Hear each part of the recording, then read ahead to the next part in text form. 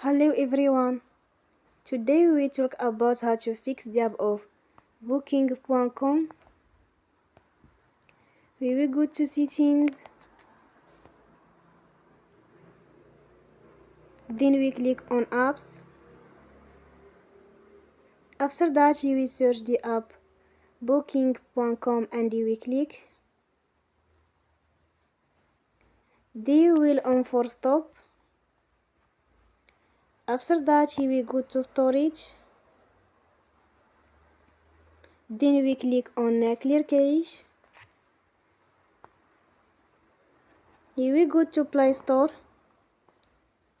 and you will update your app. Don't forget to support us by like and subscribe. See you next time and thank you for watching.